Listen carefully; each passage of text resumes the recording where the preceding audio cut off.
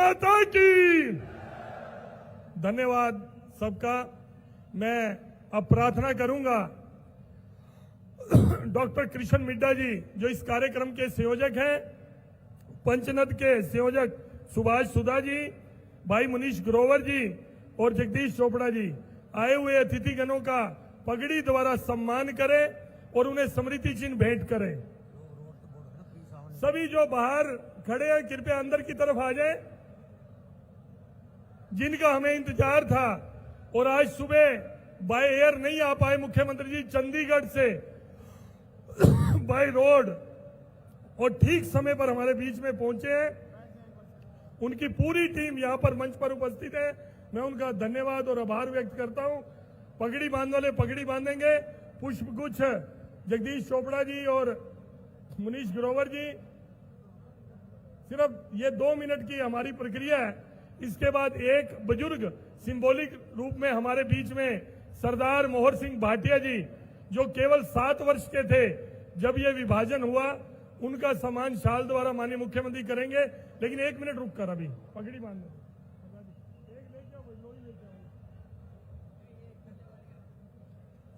पुष्प इंजाम से रखना चलो चलो चलो।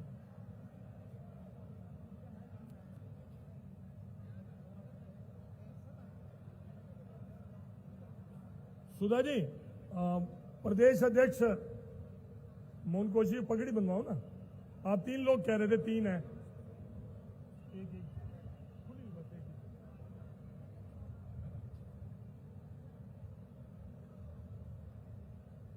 सभी स्थान लेंगे क्योंकि सब लोग माननीय मुख्यमंत्री जी माननीय मनोहर लाल जी को देखना चाहते हैं।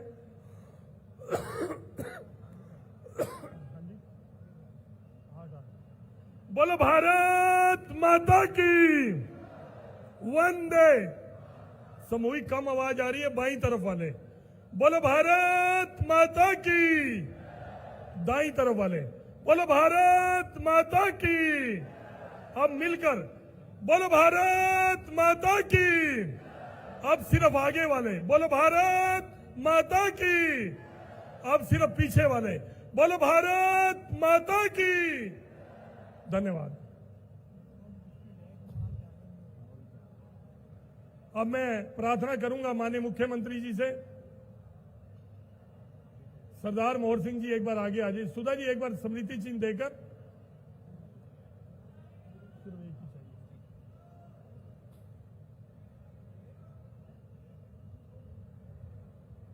भैया 2 मिनट रुक जाओ भैया, 2 मिनट रुक जाइए, रुक जाओ। यही खड़ा हो।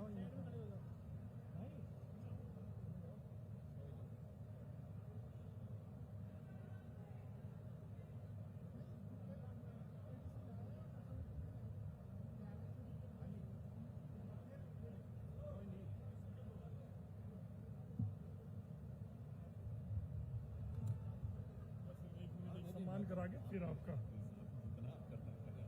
नहीं वो बांधने के लिए थोड़ा सा।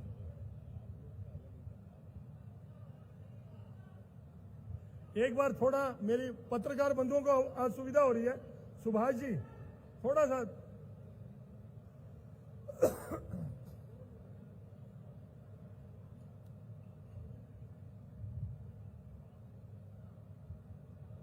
बस। मनीष जी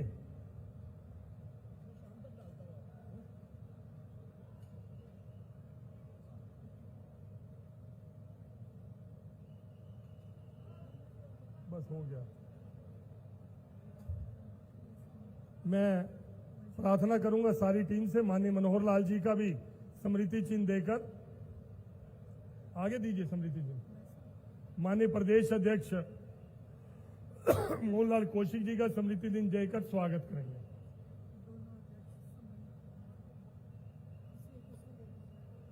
मैं तीनों जिला अध्यक्षों से प्रार्थना है, विपिन जी, पंकज जी, सोनपाल जी, आप भी आगे बढ़कर। भाई सुरेंद्र पूनिया जी संगठन की तरफ से जाओ फटाफट, यही दे दो कुछ।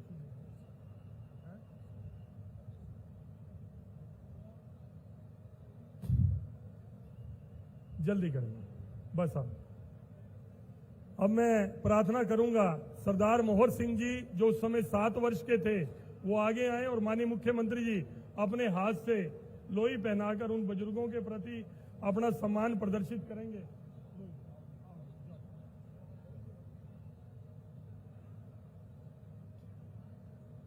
सभी अपना श्याम जी अपना स्थान ले लीजिए, आगे मत खड़े हुए। श्याम बजाज जी अपना स्थान ले लीजिए प्लीज। एक बार जोरदार तालियों के साथ माननीय मुख्यमंत्री जी सरदार मोहर सिंह भाटिया जी का जो विभाजन के समय 7 वर्ष के थे, सभी बुजुर्गों के प्रति उन्होंने एक सिंबॉलिक रूप से ये सम्मान प्रदर्शित किया है।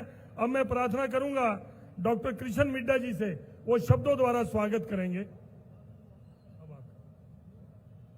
उसके बाद आप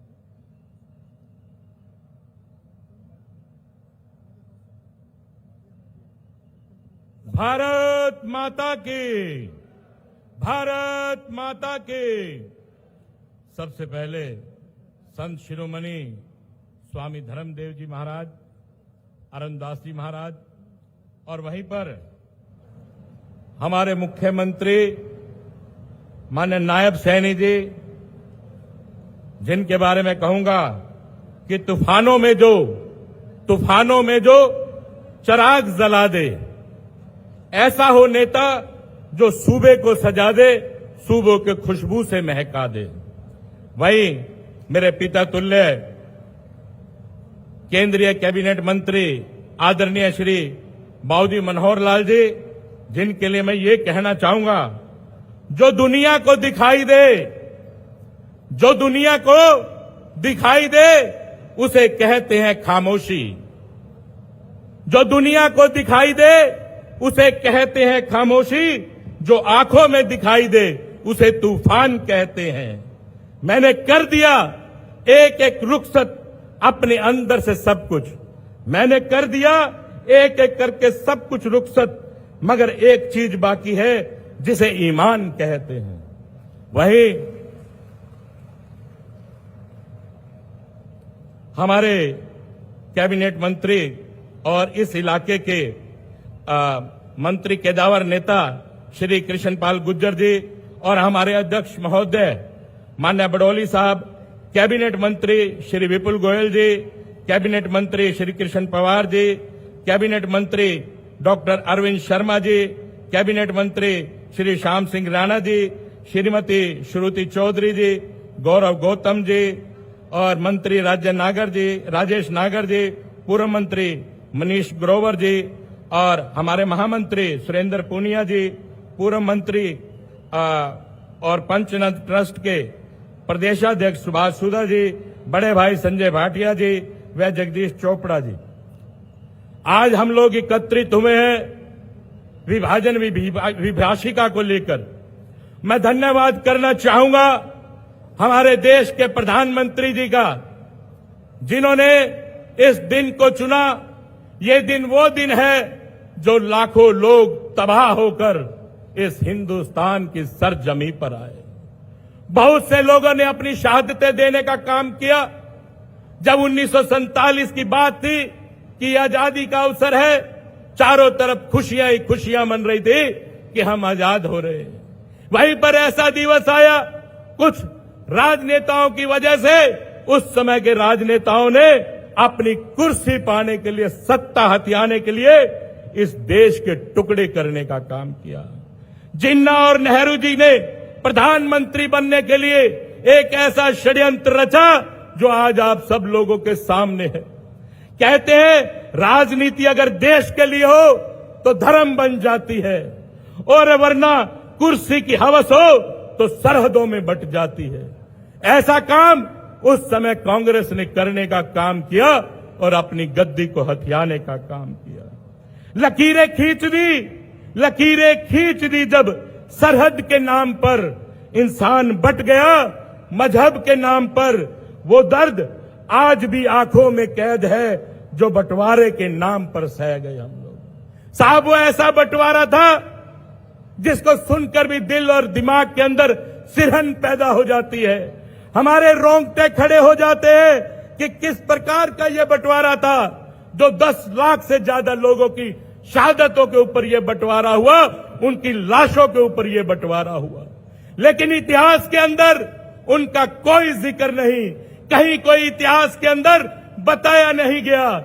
लेकिन धन्यवाद करना चाहूंगा हमारे देश के प्रधानमंत्री मोदी साहब का, जिन्होंने 2021 में लाल किले की प्राचीर से ऐलान किया कि उन 10 से 12 लाख लोगों ने जो शहादत दी, जिनका कहीं जिक्र नहीं आता, उनके नाम से ये दिवस मनाया जाएगा, उनकी याद में ये दिवस मनाया जाएगा।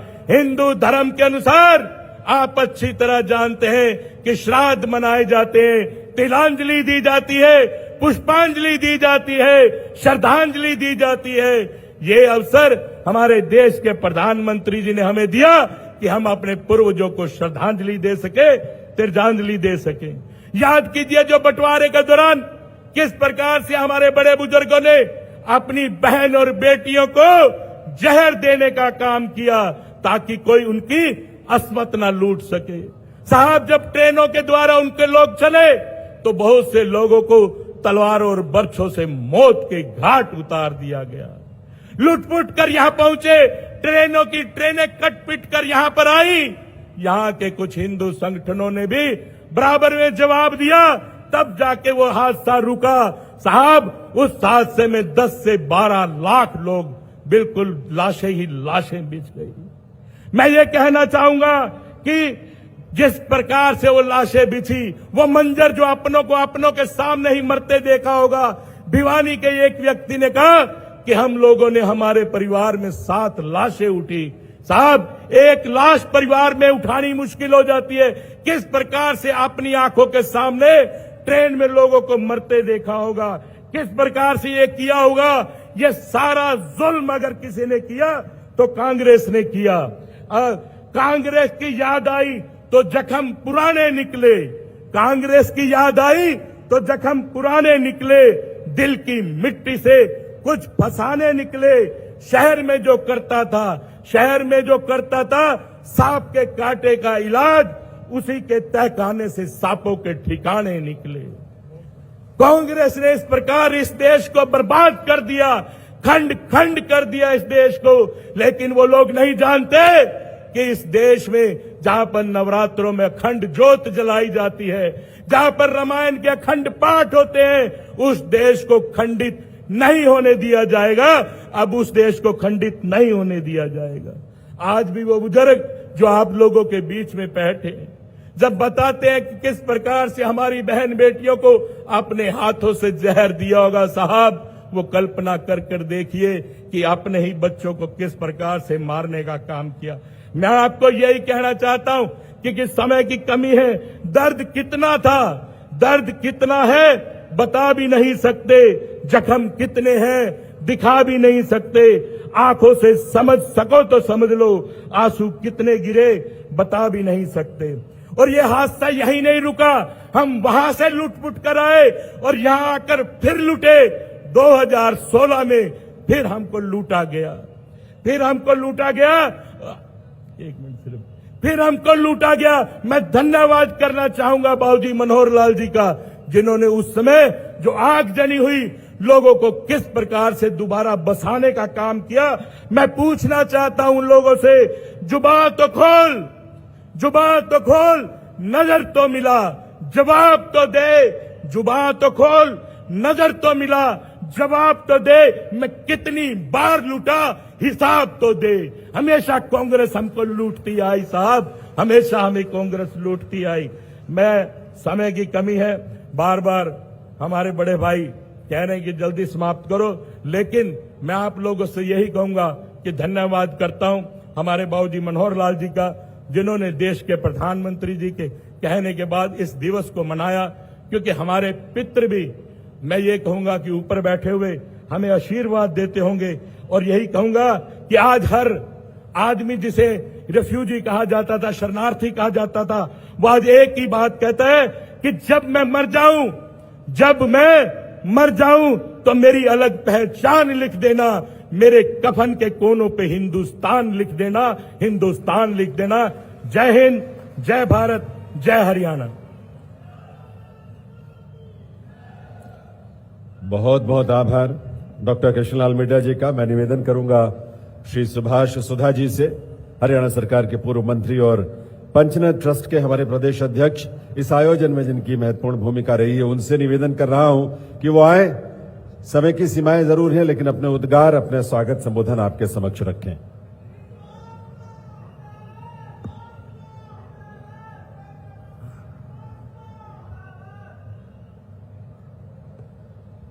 आदर व सम्मान के योग हम सबके बीच में हम सबके प्रिय आदरणीय श्री मुख्यमंत्री श्री नैब सिंह सैनी जी, हम सबके मार्गदर्शन पूर्व में मुख्यमंत्री केंद्रीय मंत्री आदरणीय श्री मनोहर लाल जी, आदरणीय हमारे पार्टी के प्रदेश अध्यक्ष आदरणीय मनोहर लाल डोली जी, परम पूजनीय महामंडलेश्वर स्वामी धर्मदेव जी महाराज, सम्मानित मंच आए हुए सभी हरियाणा प्रदेश से मेरे बुजुर्गों, माता, नौजवान साथियों, सर्वप्रथम तो मैं पंचनद की तरफ से आप सबका दिल की गहराइयों से का स्वागत करता हूं, धन्यवाद करता हूं कि लगातार सुबह से बारिश हो रही थी, आपने बारिश की परवाह न करी, यहां कर बैठे गिली कुर्सियों पर हम सब पूरे मंच की तरफ से हम आपका बहुत बहुत धन्यवाद करते हो। साथियों, मैं ये कहूंगा, जब 1947 का पार्टीशन हुआ तो पार्टीशन के समय पर जो 10 लाख लोग हमारे शहीद हुए, उनकी याद में हमने 2003 से श्रद्धांजलि सभा शुरू की थी।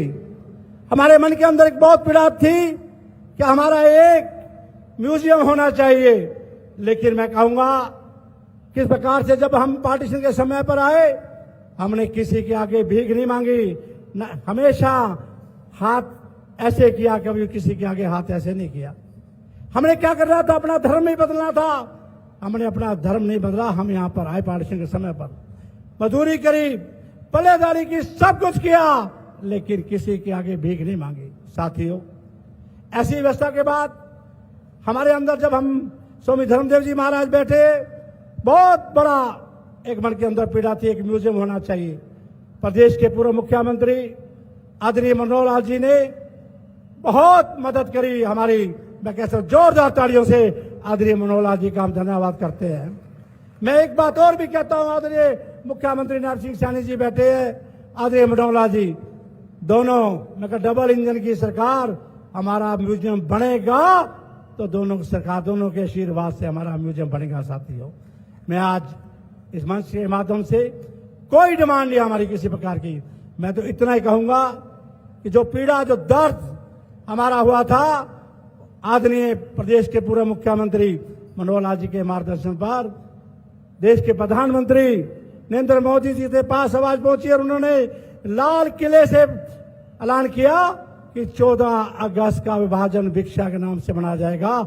आज पूरे देश के अंदर विभाजन भिक्षा के नाम से मनाया जाता है। मैं पंचनद समाज ट्रस्ट की तरफ से आदरणीय प्रधानमंत्री जी का तहे दिल से धन्यवाद करता हूं। साथियों, आज हम आपके सबके बीच में हमारे पूर्व मुख्यमंत्री आदरणीय मनोहर लाल जी, प्रदेश के मुख्यमंत्री नैब सिंह सैनी जी, दोनों ही आए हुए हैं। मैं तहे दिल से एक बार फिर आप सबकी तरफ से जोरदार तालियों से उनका स्वागत, उनका अभिनंदन करता हूं। भारत माता की, भारत माता की, वंदे वंदे। मैं एक बात और भी कहूंगा, आदरणीय श्री मनोहर लाल जी बैठे कि आपके मार्गदर्शन में यहां पर कैबिनेट मिनिस्टर बैठे, आदरणीय वीपी गोयल जी, एक बार पंचनाद के लिए कहा था, उन्होंने 1 करोड़ रुपया दिया था और आज मुझे ये कह रहे थे जिस दिन स्मारक बढ़ाओगे उस दिन फिर 1 करोड़ रुपया पहला मेरे से ले जाना। इनका विपुल गोयल जी का भी हम जोरदार ताली से इनका धन्यवाद करते हैं। आप सबका बहुत बहुत धन्यवाद। बहुत बहुत धन्यवाद सुभाष सुधा जी का। निवेदन आप सबसे ये करूंगा, जो बाहर खड़े हैं वो कृपया अंदर आकर बैठ जाएं। देव सज्जनों, हम ये सब जानते हैं, जिन्होंने इतिहास के पन्नों को पलटा है वो भी, और हमारे पुरखों ने जो कष्ट सहे, जो पीड़ाएं सही, लेकिन भारत में आकर उन्होंने जिस तरह से राष्ट्र के निर्माण में अपनी भूमिका निभाई, फरीदाबाद जैसा शहर जिन्होंने अपने हाथों से रचा है, गढ़ा है, उसे तैयार किया, वो पूरी दुनिया जानती है। लेकिन 2014 में एक ऐसी सरकार ने यहां पर दायित्व संभाला जो तब से लेकर आज तक लगातार उन सभी का और फरीदाबाद जिले के विकास के लिए और पूरे प्रदेश के विकास के लिए नए आयाम, नई उपलब्धियों और नए शिखर की तरफ आगे बढ़ रही है। आज भी माननीय मुख्यमंत्री महोदय उनकी स्मृतियों को नमन करते हुए इस फरीदाबाद जिले में बहुत सारी परियोजनाओं का शुभारंभ, यहां डिजिटल शुभारंभ, उसका उद्घाटन और उसका शिलान्यास करेंगे माननीय केंद्रीय मंत्री मनोहर लाल जी की गरिमामयी उपस्थिति में, क्योंकि उन्हीं की तैयार की हुई ये नींव है। तो मैं निवेदन करूंगा मुख्यमंत्री महोदय से कि वे रिमोट का बटन दबाकर इन सभी परियोजनाओं का शिलान्यास और उद्घाटन करने की कृपा करें आप सबकी उपस्थिति में।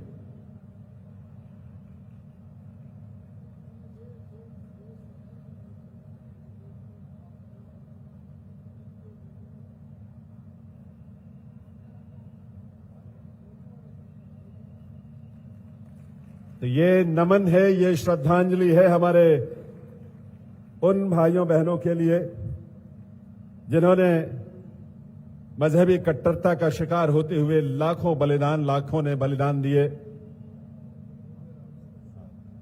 लेकिन आज उन्हीं की स्मृति को नमन करते हुए 495 करोड़ रुपए की लागत वाली 29 परियोजनाओं का शिलान्यास और उद्घाटन यहां माननीय मुख्यमंत्री महोदय ने किया है और उनका इस बात के लिए बहुत बहुत हृदय से आभार भी।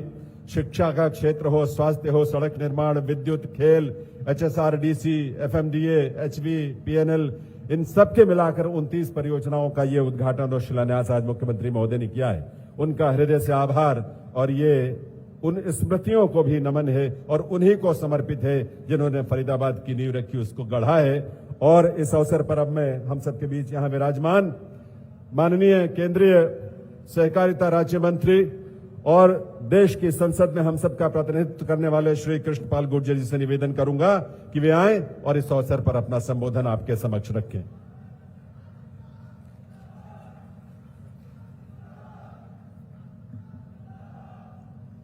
बोलो भारत माता की, भारत माता की, भारत माता की।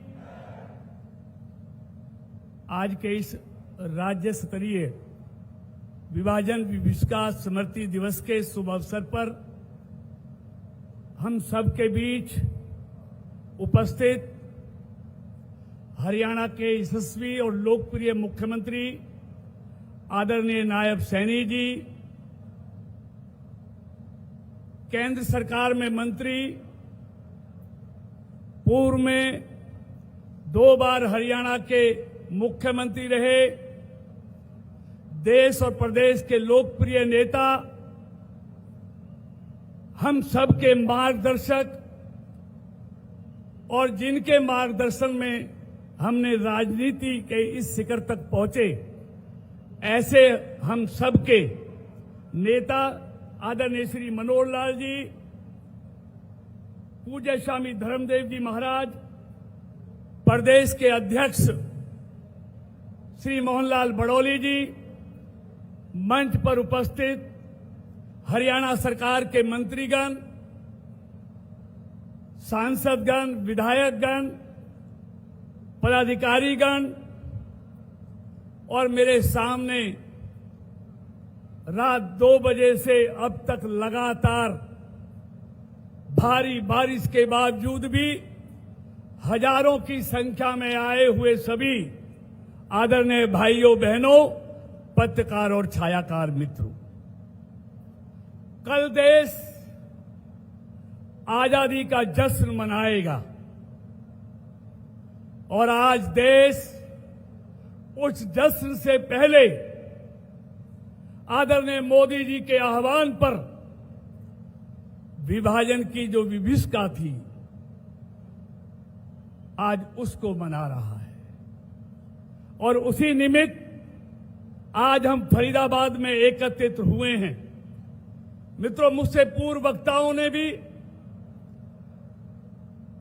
विभाजन की जो विभीषिका थी, विस्तार से उसकी चर्चा की है और आदरणीय नायब सैनी जी, आदरणीय मनोहर लाल जी विस्तार से उसकी चर्चा करेंगे। मैं इसलिए लंबा इस विषय पर नहीं बोलना चाहता, लेकिन इतना कहना चाहता हूं, 14 अगस्त 1947 की उस काली रात को कौन भूल सकता है, जब जिन्ना और नेहरू की प्रधानमंत्री बनने की लालसा ने और मुस्लिम लीग के धर्म पर आधारित देश बनाने की जिद ने भारत का बंटवारा कर दिया। और बंटवारा नहीं किया, लोगों को अपने घर बार परिवारों को छोड़ने के लिए मजबूर कर दिया। महिलाओं की इज्जत से खिलवाड़ किया गया, निर्दोष लोगों का कत्लेआम किया गया। अभी मिड्ढा जी कह रहे थे कि हमारे लोगों ने धर्म नहीं छोड़ा। मैं भी कहना चाहता हूं, हमारे उन बहादुर पुरुषार्थियों ने घर छोड़ना मंजूर किया, लेकिन धर्म छोड़ना मंजूर नहीं किया। मित्रों, आप जानते हैं, इन दोनों व्यक्तियों की जिद ने, कांग्रेस की जिद ने और मुस्लिम लीग की धर्म के आधारित जिद ने लाखों लोगों को विस्थापित कर दिया। जघन्य अपराध हुए, घरों को जलाया गया, लोगों का कत्लेआम किया गया। आज भी देश उन विभीषिका के उस दिन को भूला नहीं है। मैं धन्यवाद करना चाहूंगा दुनिया और देश के सबसे लोकप्रिय नेता आदरणीय प्रधानमंत्री नरेंद्र मोदी जी का, जिन्होंने उस स्मृति को आने वाली पीढ़ियों को बताने के लिए इस दिवस को मनाने का लाल किले से आह्वान किया।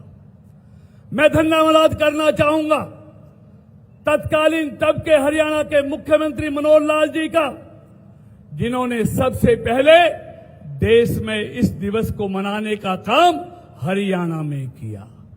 मित्रों, इसलिए मैं आप सबसे निवेदन करना चाहता हूं कि ये दिन कभी हमारी स्मृतियों से हटना नहीं चाहिए। और जिन लोगों ने इस दिन को इस देश के ऊपर थोपा, उनके कुकर्त्यों को भी कभी भूलना नहीं चाहिए। तब भी कुर्सी की लालसा ने, कांग्रेस की, इस देश का बंटवारा किया और आज भी कुर्सी के कारण पूरी दुनिया में भारत की सेना को बदनाम करने का काम कर रहे हैं। इस पार्टी को जब भी देश के लोगों पर विश्वास नहीं था, आज भी ना देश की चुनी हुई सरकार पर भरोसा है, ना देश की सेना पर भरोसा है, ना देश के न्यायालयों पर भरोसा है, ना देश के संविधान पर भरोसा है, ना संवैधानिक संस्थाओं पर भरोसा है। कुर्सी के काटे हुए लोग हैं, किसी को भी कुर्सी के कारण बकसने को तैयार नहीं है।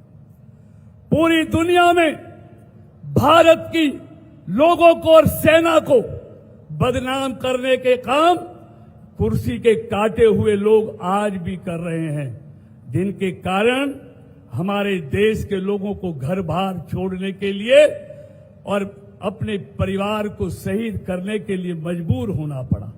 तो मित्रों, मैं इतना कहते हुए, ये स्मृति उस समय की हमारी आंखों से ओझल नहीं होनी चाहिए और आने वाली पीढ़ियों को जो भी उसके लिए दोषी था, कभी उनको माफ नहीं करना चाहिए। ये स्मृति आने वाली पीढ़ियों के दिमाग में बनी रहे। इन्हीं बातों के साथ मैं पूरी समिति का, जिन्होंने यहां पर इसका भव्य आयोजन किया, मैं धन्यवाद करता हूं। और फरीदाबाद की इस पावन धरती पर आदरणीय मनोहर लाल जी का और नायब सैनी जी का दिल की गहराइयों से स्वागत करता हूं, अभिनंदन करता हूं। बहुत बहुत धन्यवाद। भारत माता की, भारत माता की। धन्यवाद। बहुत बहुत आभार माननीय कृष्णपाल गुर्जर जी, माननीय केंद्रीय सहकारिता राज्य मंत्री महोदय का। देव्य सज्जनों, इस मंच पर हम सबके बीच एक बहुत ही प्रखर और मुखर राष्ट्रवादी संत, ओजस्वी वक्ता, पंचनद स्मारक ट्रस्ट के राष्ट्रीय अध्यक्ष महामंडलेश्वर परम पूज्य स्वामी धर्मदेव जी महाराज की गरिमामयी उपस्थिति है। मैं उनको नमन करते हुए उनसे निवेदन करूंगा कि इस अवसर पर अपने संबोधन से हमें कृतार्थ करें।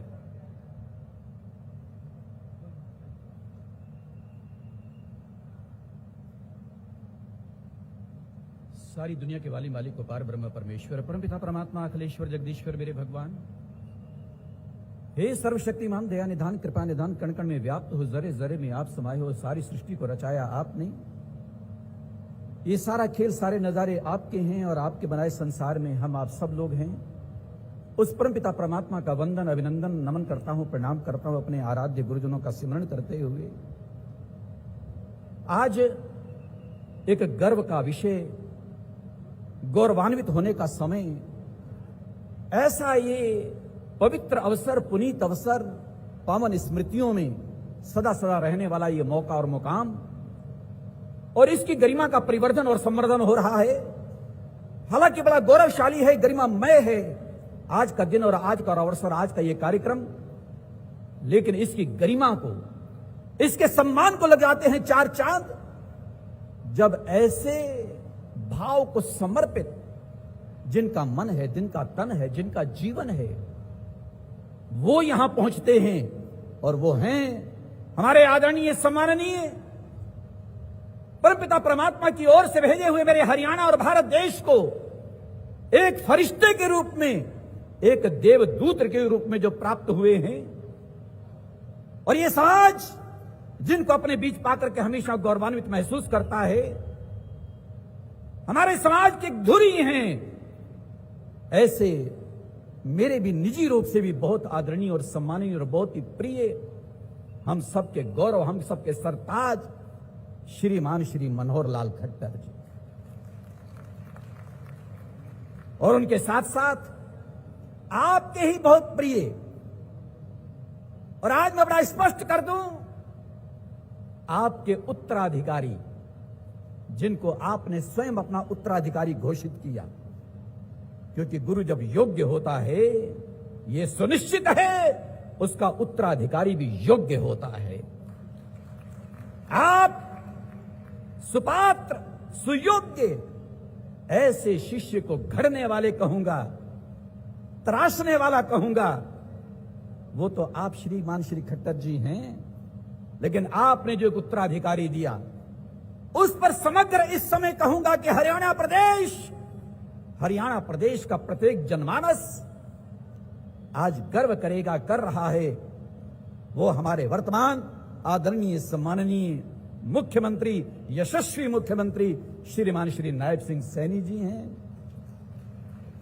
आप मुख्यमंत्री बने, पहली सभा जब मेवात में हुई तो उस समय मैंने पहला एक शब्द कहा था, मेवात से भी लोग आए हुए हैं, आप नायब सिंह सैनी तो हैं, लेकिन एक शब्द मैं बहुत सुना करता था, वो आज मुझे चरितार्थ होता दिखाई दिया कि आप नायाब हीरा भी हैं, नायाब, जिसका मुकाबला नहीं हो सकता।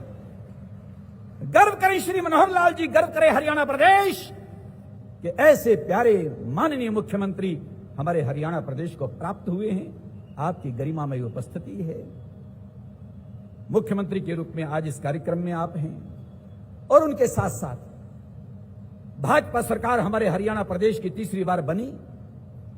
शुरुआत बहुत अच्छे तरीके से 2014 में हुई। श्रीमान श्री खट्टर जी, आपने इसकी नींव को मजबूत और सशक्त किया। उसके ऊपर बना एक बहुत प्यारा प्रासाद, एक महल, एक अट्टालिका, और उसको रंगने वाले, सुसज्जित करने वाले वर्तमान हमारे इस संगठन के जो अध्यक्ष हैं, आदर और सम्मान के योग्य श्रीमान श्री मोहनलाल बड़ोली जी, कौशिक जी, आपकी गरिमा में उपस्थिति। बीच में जो हो पाएगा मैं दो चार नाम और लूंगा। मैं जानता हूं एक एक व्यक्तित्व यहां पर ऐसा जिसका वास मेरे हृदय में है, मेरे बहुत प्रिय है, मेरे आदरणीय है। अभी मैंने 10-12 लोगों को यहां पर सुना, मेरा जी चाहता था कि मैं आपके बारे में कुछ कहूं, क्योंकि आप जितना भी उद्बोधन सीमा त्रिखा से लेकर के विपुल गोयल तक और सभी आप दे के गए हैं, दिल को छूने वाली बातें आपने कही। स्वामी धर्मदेव आपके सामने है और मैं निवेदन पूर्वक कहना चाहता हूं, आज का यह कार्यक्रम, हालांकि इसके संयोजक हमारे आदरणीय श्रीमान श्री डॉक्टर कृष्ण मिड्डा जी बड़े सशक्त हैं, बड़ी मजबूती से आपने अपनी बात भी कही। और इनसे पूर्व हालांकि संजय भाटिया जी से भी मैंने पूछा, मैंने कहा भाटिया जी आपकी उम्र कितनी है? क्या लगे स्वामी जी क्यों? मैंने कहा जो आपका जोश देख रहा हूं वो कमाल का है। श्रीमान श्री संजय भाटिया जी आप, श्रीमान श्री ग्रोवर जी आप, मनीष ग्रोवर जी, श्री जगदीश चोपड़ा जी, सारी टीम जहां मिलकर के काम कर रही थी, और उनके साथ साथ जिनको मैं शेरे हरियाणा कहता हूं, अब से नहीं 20 साल से 2003 से जो नींव एक डाली गई, प्रारंभ हुई, आगे बढ़ी, और 2008 में जब पहला कार्यक्रम यह माना कि हम अपनी दृष्टि से ये पंचनद स्मारक ट्रस्ट, पंचनद एक विधा, पंचनद एक संगठन जो आज इस उत्सव का अपना 18वां उत्सव मानता है, 2008 में कुरुक्षेत्र में अनाज मंडी में अद्भुत कार्यक्रम उन पुरखों को याद करते हुए 65 साल की आजादी के बाद किया गया। 22 साल के पहले ये आवाज उठी और 70 साल के बाद वो कार्यक्रम 65 साल के बाद किया गया कि जिसके सूत्रधार बने, हालांकि उस कार्यक्रम में अपनी आभा को, अपनी गरिमा को लेकर के दिल्ली से वहां के मुख्यमंत्री रहे श्रीमान श्री मदन लाल खुराना जी भी पधारे थे। स्वामी धर्मदेव सारे कार्यक्रमों का साक्षी है, और उस समय तन समर्पित, मन समर्पित और ये जीवन समर्पित, सब कुछ में उछावर करके आगे बढ़ने वाला वो जाबाज व्यक्ति, मैं बड़े गर्व से नाम लेना चाहता हूं, श्रीमान श्री सुभाष सुधा। आप आगे बढ़े और आखिरकार पूरे हरियाणा के कोने कोने में आवाज पहुंची। 2011 में पंचनद स्मारक ट्रस्ट गठित हुआ। हालांकि ये ठीक है कि 2009 में मैंने फोन पर हालांकि निवेदन किया था, उस समय महामंडलेश्वर थे, बाद में 2010 में जगत गुरु भी बने। मैंने उनसे भी निवेदन किया, महाराज श्री आपका प्यार और आशीर्वाद हमेशा मिलता है। महामना महामंडलेश्वर अब साकेत में है, श्री स्वामी हंसदास जी महाराज, बाद में श्रीमद जगत गुरु हंस देवाचार्य महाराज श्री, उनका संपूर्ण आशीर्वाद हमें मिला, और उनके उत्तराधिकारी शिष्य वो भी श्रीमान श्री महामंडलेश्वर अरुणदास जी महाराज हमारे बीच में बैठे। इन महापुरुषों का आशीर्वाद मिलता रहा। स्वामी धर्मदेव को पंचनद या विभाजन विभीषिका इस संदर्भ में कहना पड़े तो मेरे प्यारे, मैं तो 2-2 घंटे लगातार बोला करता हूं, लेकिन आज शारीरिक स्थिति भी वैसी नहीं और मैं ज्यादा विस्तार में जाना भी नहीं चाहता, लेकिन 3-4 मिनट मेरे बाकी, 3-4 मिनट में मैं निवेदन करना चाहता हूं। पहली बात तो ये, हालांकि मंच के इन महानुभावों ने, दिनेश अदलखा जी चाहे हो, चाहे विपुल गोयल जी हो, चाहे मनीष ग्रोवर जी हो, सुभाष सुधा जी हो, हालांकि आपने गंभीरता से, राजेश नागर जी हो, गंभीरता से इस बात को कहा है। मिड्डा जी आपने भी तो कसर नहीं छोड़ी है, लेकिन स्वामी धर्मदेव केवल एक निवेदन करना चाहता है, उस घड़ी को, उस क्षण को जीवन में कभी बुलाया नहीं जा सकता।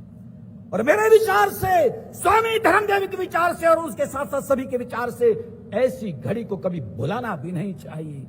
निवेदन करना चाहता हूं, जो समाज अपने पुरखों को भूल जाता है और जो राष्ट्र अपने शहीदों को भूल जाता है, न वो समाज लंबे समय तक चल सकता है, न वो राष्ट्र सुरक्षित रह सकता है। इसलिए न तो अपने पूर्वजों को कभी भूलना चाहिए, और वो भी ऐसे पूर्वज, ऐसे हुतात्मा जिन्होंने धर्म की बलिवेदी पर दिया अपना बलिदान। अभी हमारे आदरणीय, मैंने जैसे कहा, प्रखर वक्त, आपने कहा कि महाभारत के बाद ये दूसरा ऐसा अवसर आया देश और दुनिया में इससे बड़ी त्रासदी इससे पहले नहीं हुई। महाभारत हुआ, महाभारत का महासंग्राम कुरुक्षेत्र में हुआ, वहीं गीता का जन्म हुआ।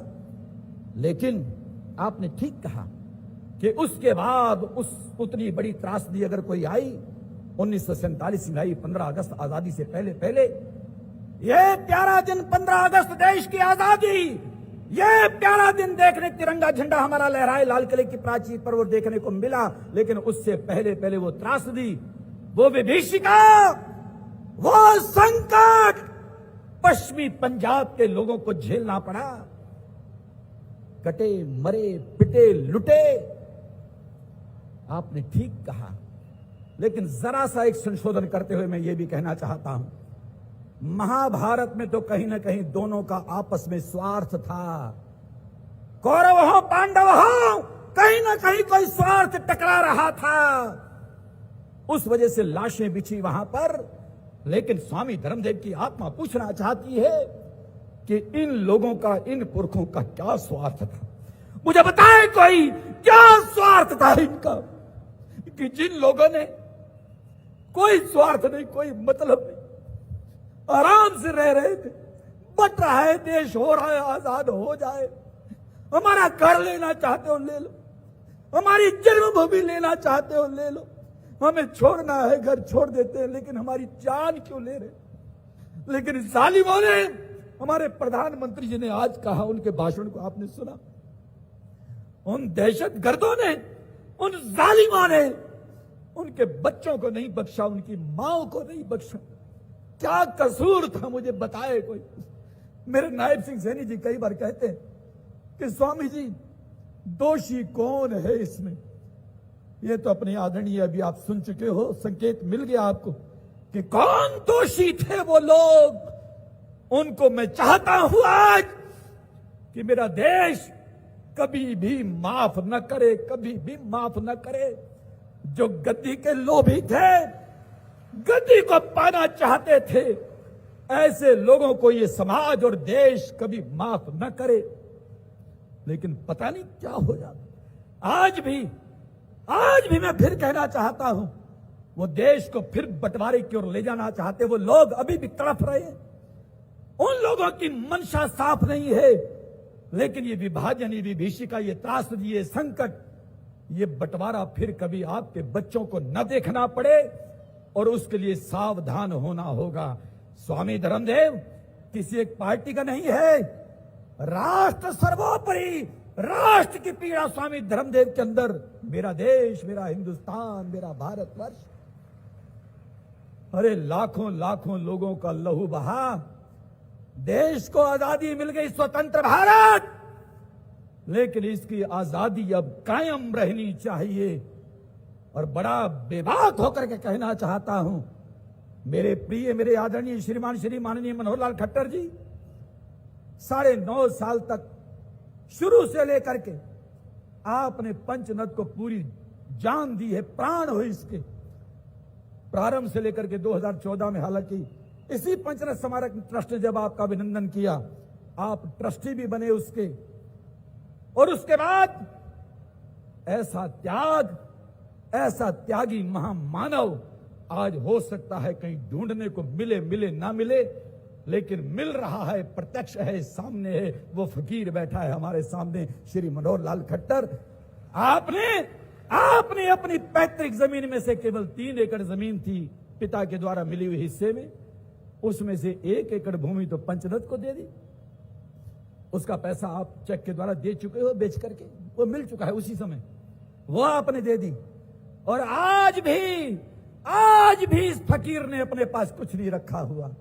ऐसे फकीर जिन्होंने सब कुछ न्यौछावर कर रखा है, मेरे राष्ट्र को ऐसे लोगों की जरूरत है। देश के यशस्वी प्रधानमंत्री नरेंद्र मोदी, योगी आदित्यनाथ, ऐसे लोगों की देश को जरूरत है। इसलिए मैं आप सबसे निवेदन करना चाहता हूं, छोड़ दो सारी बातें, राष्ट्र सर्वोपरि, मेरा राष्ट्र सुरक्षित हाथों में रहे, उसके लिए जरा सा संकल्प और सोच आपको लेके चलनी होगी।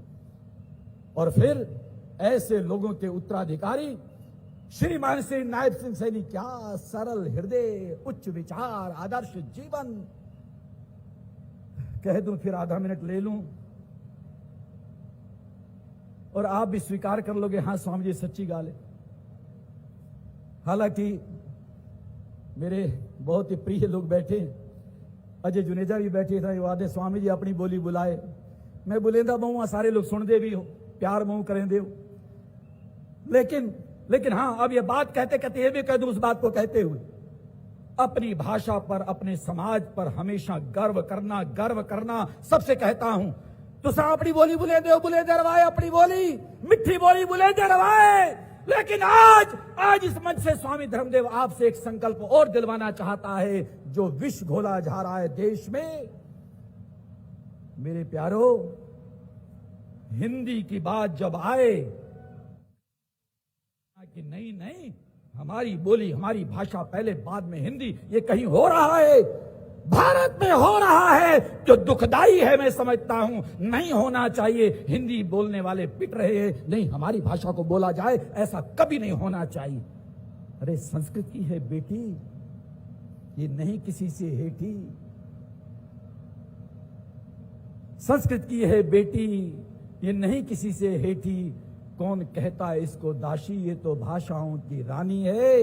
माथे की है बिंदी, राष्ट्र भाषा ये हिंदी। सच पूछो भारत माता के सुहाग की निशानी। इसके बारे में कभी भी ना सोचना। पूरे देश को संदेश देना चाहता हूं और आपसे खासतौर पर संकल्प दिलवाना चाहता हूं, लेके चले। लेकिन मैं उस बात को कह के बस माइक छोड़ूं। मेरे आदरणीय श्रीमान श्री मनोहर लाल खट्टर जी, आप बैठे हैं। आपका त्याग, तपस्या, साधना, वो पूरी तरह से आपके प्रिय शिष्य, उत्तराधिकारी। मैं कहना चाहता था भाटिया जी, निसंकोच 10 जुलाई को गुरु पूर्णिमा थी पिछले महीने।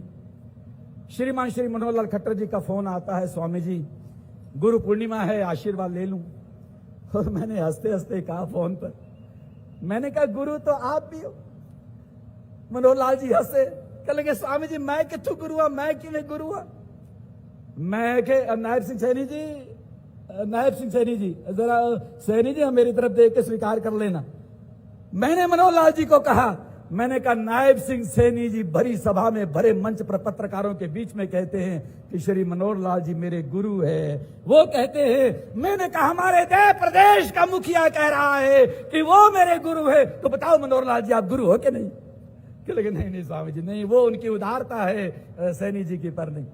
लेकिन मैं निवेदन कर दूं कि बहुत प्यारे आप और बहुत प्यारा आपका शिष्य, हमें गर्व है दोनों पर। ऐसे महामानव हमारे प्रदेश को और देश को मिले हैं। और आखिरी शब्दों में बस अब निवेदन करना चाहता हूं कि अपनी अस्मिता को बचाए रखना, बच्चों को संस्कार देना, बड़ों का सम्मान करते रहना और अपने बुजुर्गों को कभी भूलना नहीं। हमने दिन हमेशा मनाते रहना है, उनको हमेशा याद करते रहना है। परमपिता परमात्मा की करुणा और कृपा आप पर बनी रहे। मेरे देश का उज्जवल भविष्य हमेशा हमेशा जिसमें भूमिका आपकी रहे वो बना रहे। ये हमेशा मेरा भारत चमकता रहे, हंसता बसता रहे और पूरी दुनिया में मेरे भारत का झंडा हमेशा लहराता रहे। और जब तक इनकी प्यारी स्वस्थ उम्र रहे, चाहे उसमें मोदी जी हों, चाहे श्री मनोहर लाल खट्टर जी हों, चाहे नायब सिंह सैनी जी हों, चाहे योगी आदित्यनाथ जी हों, तब तक आप जनता का नेतृत्व करते रहो। जब तक आप स्वस्थ रहें, शक्ति रहे शरीर में, ये देश आपको निहार रहा है। बहुत बहुत मंगल कामना, बहुत बहुत शुभकामना, बहुत विस्तार में न जाते हुए आज मात्र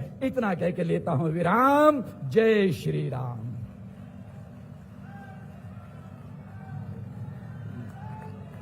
बहुत बहुत आभार परम पूज्य स्वामी धर्मदास जी का। और निवेदन आप सबसे है, आप थोड़ा बैठे रहे, अपने स्थान पर ही बैठे थोड़ी देर के लिए। मैं अब आमंत्रित करूंगा श्री मोहनलाल कौशिक जी, माननीय भाजपा के प्रदेश अध्यक्ष, की वो आए और इस अवसर पर अपने संबोधन से हम सबको कृतार्थ करें। आदरणीय मोहनलाल बारडोली जी।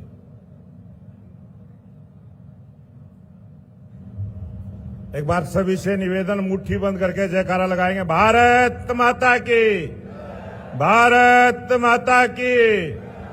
एक नारा एक और लगाना आपने, जय पंचनद जय पंजाबी। जय पंचनद, जोश के साथ जय पंचनद, जय पंचनद।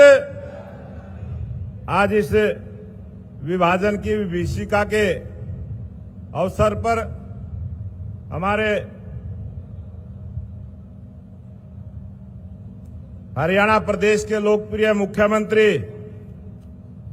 नायब सिंह सैनी हमारे बीच में उपस्थित है। एक बार जोरदार तालियों के साथ स्वागत, अभिनंदन, जोरदार तालियों के साथ।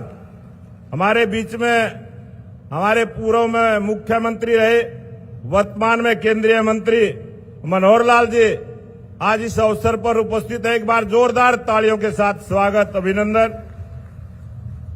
अभी आप सभी ने सुना पंचनद के राष्ट्रीय अध्यक्ष स्वामी धर्मदेव महाराज जी का एक बार जोरदार तालियों के साथ स्वागत। मंच पर आसीन हमारे अन्य केंद्रीय मंत्री कृष्णपाल गुर्जर जी, कैबिनेट मंत्री विपुल गोयल जी, कृष्णलाल पवार जी, श्याम सिंह राणा जी, अरविंद शर्मा जी, श्रुति चौधरी जी, राजेश नागर जी और इस प्रोग्राम के संयोजक के नाते काम देख रहे डॉक्टर श्री कृष्ण मिड्डा जी, गौरव गौतम जी, सुभाष सुधा जी, पंचनद के प्रदेश के अध्यक्ष सुरेंद्र गुलाटी जी, हरविंदर कोहली जी, सतीश फागना जी, हरेंद्र रामरतन जी, दिनेश अदलखा जी, मूलचंद शर्मा जी, पंकज पूजन जी, सोहनपाल सिंह जी और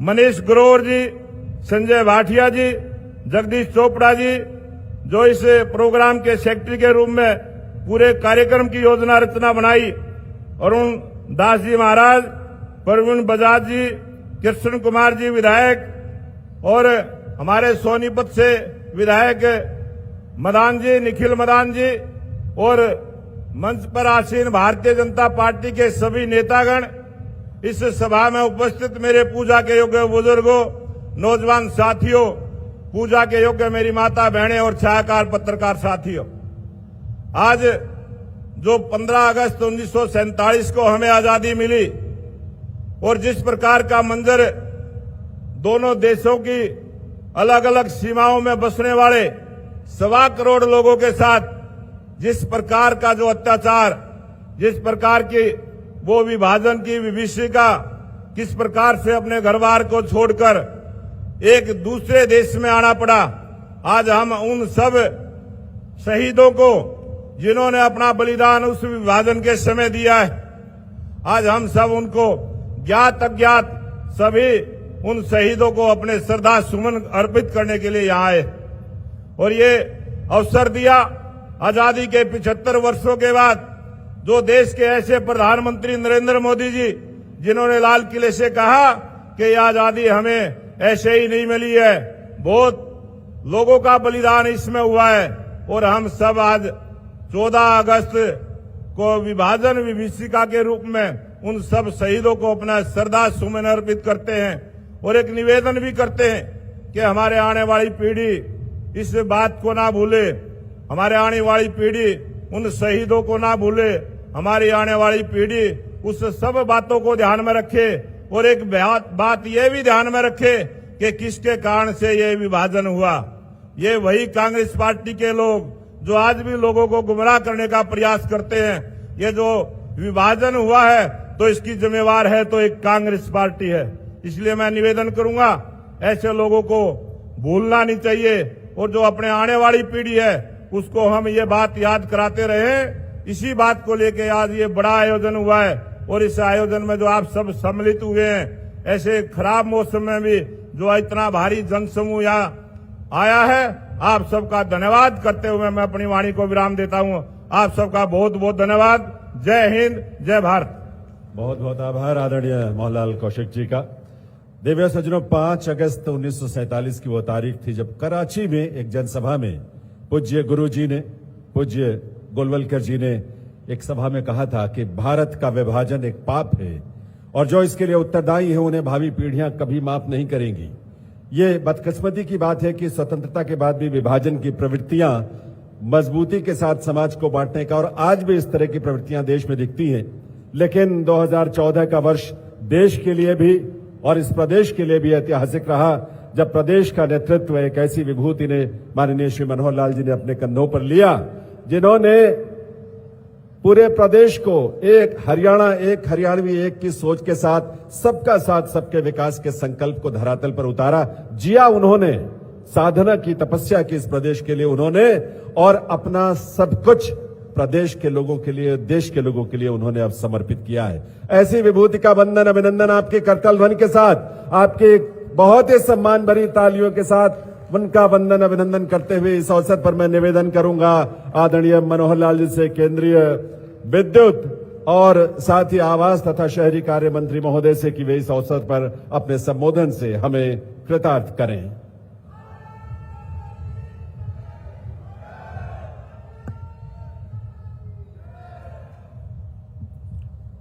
बोलो भारत माता की, भारत माता की।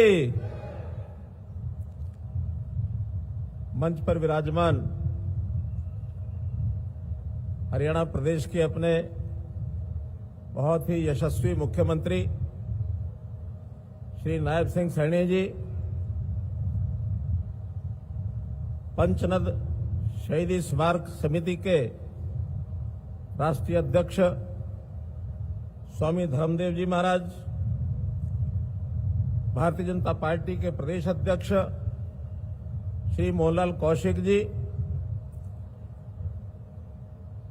भारत सरकार में राज्य मंत्री श्री कृष्णपाल गुर्जर जी, श्री विपुल गोयल जी, सुभाष सुधा जी, डॉक्टर किशन मिड्ढा जी, मंचासीन अन्य सभी मंत्रीगण, विधायकगण, उपस्थित सभी सज्जन वृंद, भाइयों बहनों, पत्रकार मित्रों, साथियों, आज का ये दिन वास्तव में बहुत ही एक आत्मनिरीक्षण का एक विषय है, क्योंकि जो घटनाक्रम जिसकी जानकारी आज बहुत से लोगों ने दी है, बहुत कम लोग हैं जो इस घटनाक्रम के प्रत्यक्षदर्शी हैं। लेकिन एक पीढ़ी ऐसी भी है जिन्होंने अपने पूर्वजों से ये सारी जो घटनाएं हैं भारत विभाजन की, वो सब सुनी है। और उसके बाद अगली तीसरी पीढ़ी ऐसी है जिसको आज भी बहुत चीजों का पता नहीं है, तो उनको सबको ये जानकारी मिले, इस प्रकार के कार्यक्रम का आयोजन वास्तव में इसका एक महत्व है। आज इस अवसर पर सबसे पहले तो मैं देश की स्वाधीनता का दिन 15 अगस्त, उसकी पूर्व संध्या पर आप सबको देश की स्वतंत्रता की बहुत बहुत बधाई और बहुत बहुत शुभकामना देता हूं। भाइयों बहनों, देश का विभाजन और अगले दिन आजादी का दिन, अगर इन दोनों को जोड़ के देखा जाए तो एक अवसर ऐसा है जो हमें आनंदित करता है, खुशी देता है कि जिस भी रूप में मिली, लेकिन हमको आजादी मिली। उस आजादी की, स्वतंत्रता की खुशियां लगातार हम पिछले 78 वर्ष से मना रहे हैं। वहीं दूसरा सत्य भी है कि 78 साल पहले जिस दिन आजादी मिलनी थी 15 अगस्त को, उससे एक रात पहले 14 अगस्त को ये देश जिसको हम भारत माता कहते हैं, भारत माता के दो बाजू काट करके और धड़ से अलग कर दिए गए, एक पूर्वी पाकिस्तान, एक पश्चिमी पाकिस्तान। और ये जो त्रासदी का समय था, उस समय देश का विभाजन हुआ, एक पीड़ा, देश को आजादी मिली, अधूरी आजादी मिली, उसका कहीं ना कहीं थोड़ा सा संतोष, ये सब तो है। लेकिन लाखों लोग जो अपना घर परिवार छोड़ करके और जो भारत देश है, स्वतंत्र देश है, इसकी ओर चल पड़े, और जो उनके साथ बीती, उसका वर्णन करना वास्तव में बहुत ही मन को पीड़ा देता है। मुझे तो स्वयं उस समय जो घटनाएं हुई, हमारी दादी जी, हमारी नानी जी वो सुनाती थी कि कैसे कैसे निहत्थे हम 3 कपड़ों में ही घर से निकले, कोई सामान साथ लेकर के नहीं चल नहीं सकते थे, क्योंकि उस समय मन में कई भाव जागृत हो रहे थे। एक बात कही जाती है कि वहां से जो लोग आए, अपनी जान बचाने के लिए आए। मैं कहता हूं ये अर्ध सत्य है, ये पूरा सत्य नहीं है। सत्य तो ये है कि उनको अपने देश भारत से प्यार था, इसलिए घर छोड़ करके वहां से चले। उन्होंने अपने धर्म पर अडिग रह करके अपने जीवन यापन मन में विचार किया कि मुझे अपना धर्म नहीं छोड़ना, इसलिए घर छोड़ा है। केवल जान बचानी होती तो धर्म परिवर्तन करके वहां रह जाते, जान बचती, कुछ नहीं जाता था, पैसा भी रहता, मकान भी रहता, धन दौलत भी रहती, लेकिन उन्होंने उस धन दौलत को, उस मकान को, उस व्यापार को, उस खेती को सबको छोड़कर ठोकर मारकर अपने जीवन में कुछ संस्कार है देशभक्ति का, उस राष्ट्रभक्ति के संस्कार को लेकर धर्म के प्रति निष्ठा को रख करके और वहां से निकले और यहां पहुंचे। पहुंचते समय कितनी कठिनाइयां उनको आई, सर धड़ से अलग कर दिए गए, गाड़ियों की गाड़ियां काट दी गई, लाखों लोग शहीद हुए। अब उन शहीदों को याद करने के लिए कांग्रेस ने तो ये सब भुला दिया था। मित्रों, उन्होंने कभी इस चैप्टर को याद नहीं किया कि लाखों लोग शहीद हुए हैं, उनकी शहादत की कीमत पर देश आजाद हुआ है और आज उनको हमको याद करना चाहिए, उन्होंने छोड़ दिया। मैं आज दो व्यक्तियों का आभार प्रकट करना चाहता हूं कि पूर्व में तो जैसा बताया 2008 में स्वामी धर्मदेव जी और हंस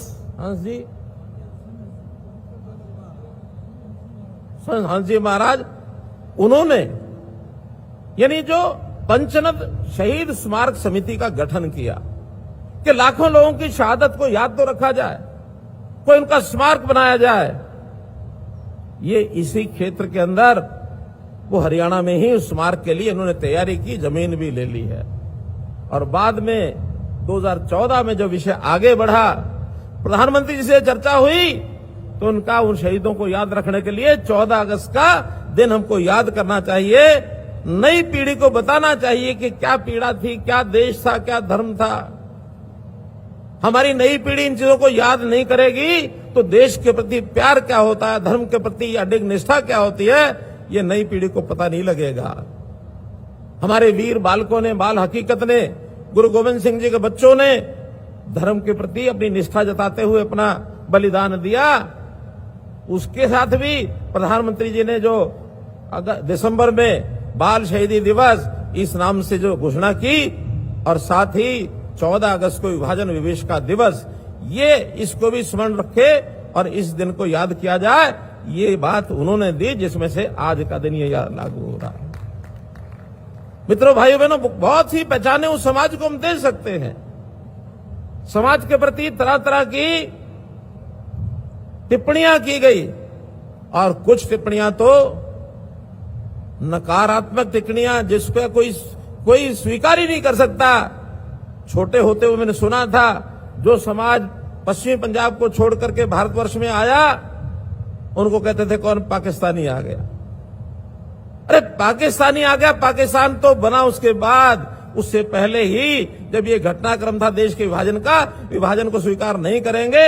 हम जो है भारत में पहुंचेंगे, जो स्वतंत्र भारत में उसमें जाकर रहेंगे। पाकिस्तान के नागरिक तो एक दिन भी नहीं थे, लेकिन चिढ़ाने के लिए क्या, ये पाकिस्तानी आ गए। दूसरा शब्द प्रयोग करते थे कि रिफ्यूजी आ गए। ये ठीक है, जब कोई समाज छोड़ करके और अपने घर परिवार से यानी घर को छोड़ करके सैकड़ों हजारों किलोमीटर दूर जाके बसता है, उसको कुछ सहायता की आवश्यकता होती है।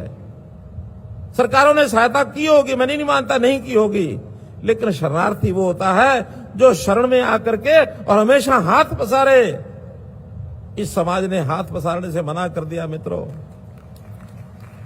एक चर्चा चलाई गई कि विस्थापित समाज, इसको आरक्षण दे दिया जाए। जो सुनी बातें हैं, जो आज जानकारी हमको मिल रही हैं, बहुत मीटिंग्स उसके ऊपर हुई, लेकिन उसके समर्थन में चंद लोग थे, उसके विरोध में सारा समाज खड़ा हुआ कि हम आरक्षण नहीं लेंगे, आरक्षण नहीं लेंगे।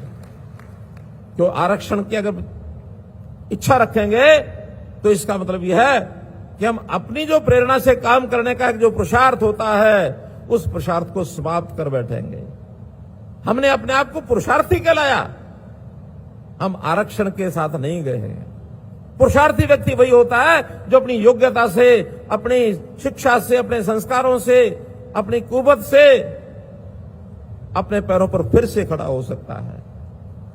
और मैं इस बात की भी चेतना सबके मन में आनी चाहिए कि ये जो समाज वहां से विस्थापित होकर के आया, न केवल अपने पैरों पर खुद खड़ा हुआ, बल्कि यहां आकर के नई नई विधा से कैसे अच्छा काम किया जा सकता है, कैसे अच्छा व्यापार किया जा सकता है, कैसे शिक्षा में आगे बढ़ा जा सकता है। इस समाज की एक देन स्थानीय लोगों के लिए ये भी है उस समय की कि बहुत व्यापार में आगे बढ़े और बाकी समाज को साथ लेके बढ़े।